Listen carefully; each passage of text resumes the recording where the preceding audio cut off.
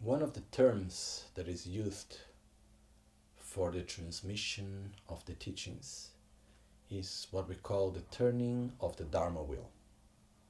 And in Tibetan we have two words to define that, two different types of the turning of the Dharma Wheel, which we call Lungi Chokor and Tokpe Chokor. Lungi Chokor is the oral transmission, which is the fact that when someone explains me something, it has been the same way how he received the explanation and how his master received and so on until the time of Buddha. So if we talk about the Four Noble Truths, they are always Four Noble Truths. It's not that sometime they were 3 and suddenly they become 5.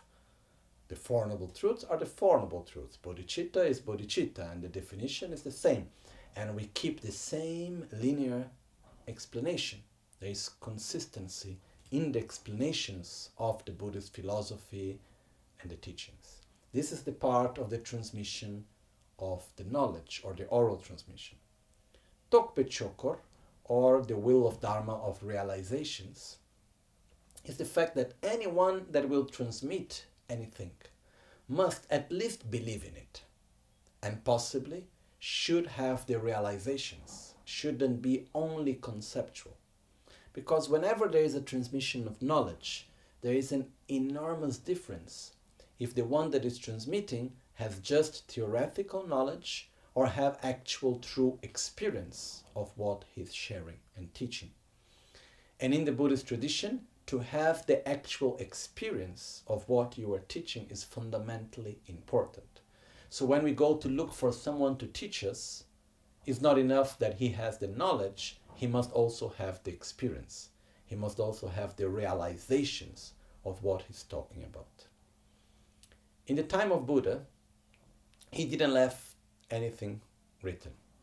I asked myself many times, why? Was it because he didn't know how to write? I don't think so.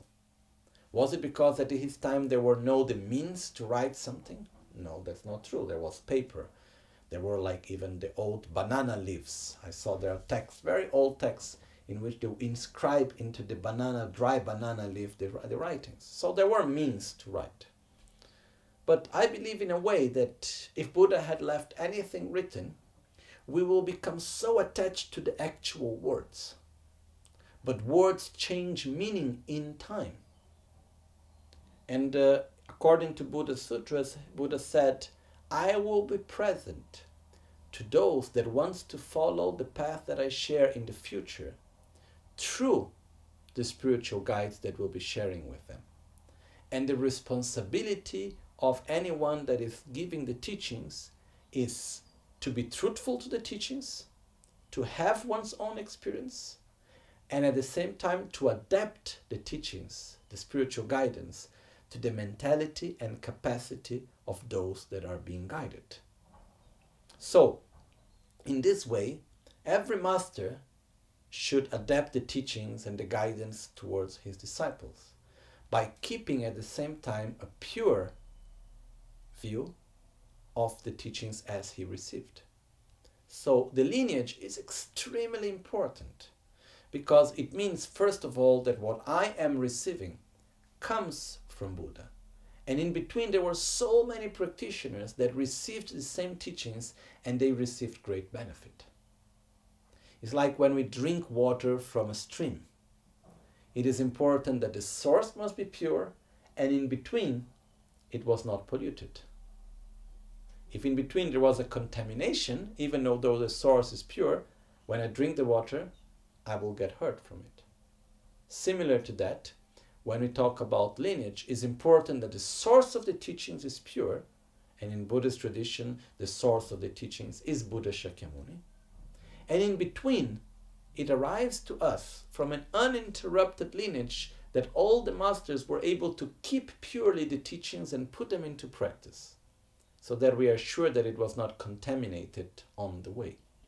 So, in this way, we can actually make sure that the teachings that we receive are actually correct and we can trust them fully. It is said that any teaching that we receive that doesn't have an uninterrupted lineage, it's just conceptual knowledge. and will not bring us realizations. Because, as we know, when we receive knowledge from someone, it must come with experience. Otherwise, it's just an intellectual game.